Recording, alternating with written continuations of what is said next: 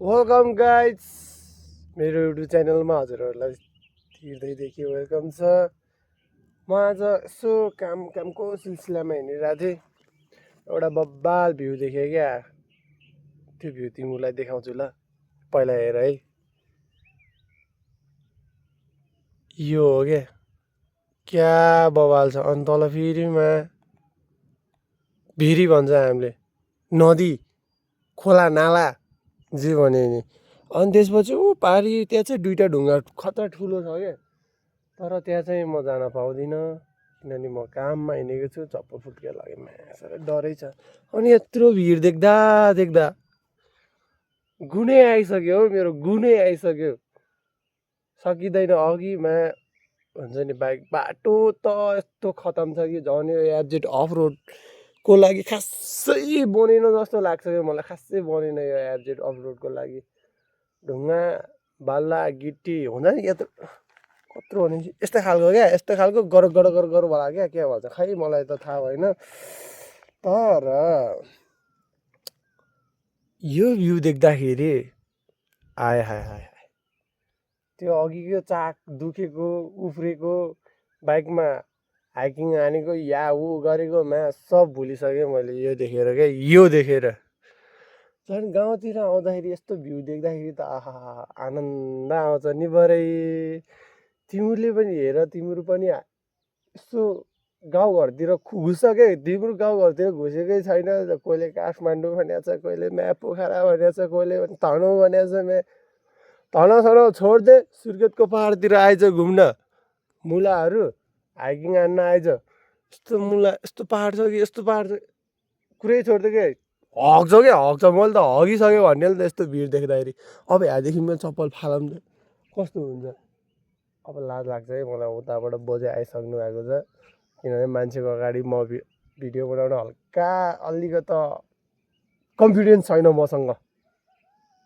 तर देखाउँदिनँ, छन् त छ तर देखाउँदिनँ क्या।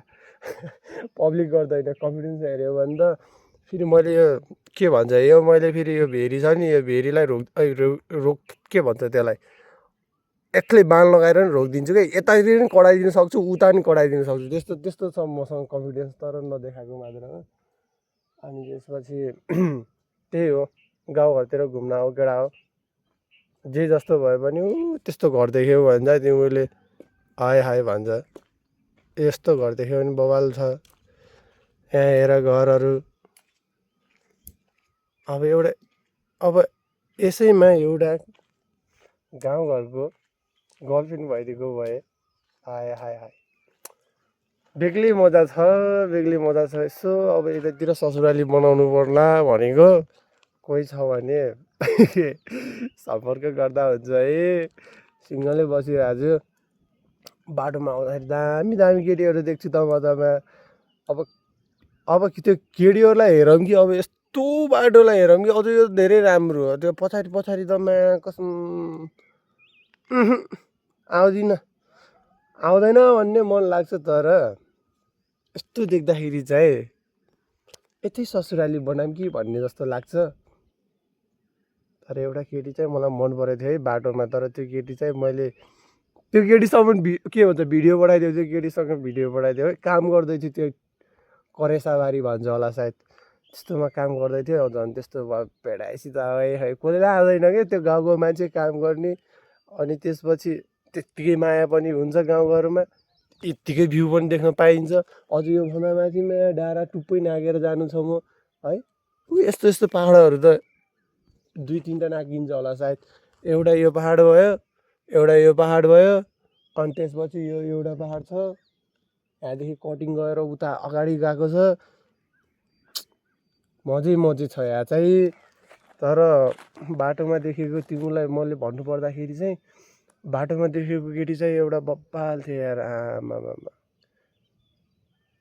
अलिक भिडबाट खस्यो भने बाबा सम्झिँदैछौ कि अब सम्झिँदैछु। यही गाउँको हो सायद, यही गाउँको हो सायद, यही गाउँको हुनसक्छ। यही गाउँतिर भेटाएको थिएँ, देखेको थिएँ, हेरेको पनि थिएँ। यस्तरी हेरेको फेरि यस्तो टक्कै हेर्दा छ अरे काम गर्दैछ भने आँखा यस्तो गरेर पुरा बेटारेर यस्तो गरेर बेटारेर हेरिदिएको थिएँ तर तिमीले चाहिँ हेरेन होला मैले चाहिँ हेरेँ मन पर्यो मलाई तिमीसँग त तिमीलाई चाहिँ भनिदेऊ है कसैले यो गाउँको कसैहरूले भिडियो हेऱ्यो भने चाहिँ तिमीलाई भनिदेऊ है अरू म केही थाहा पाउँदिनँ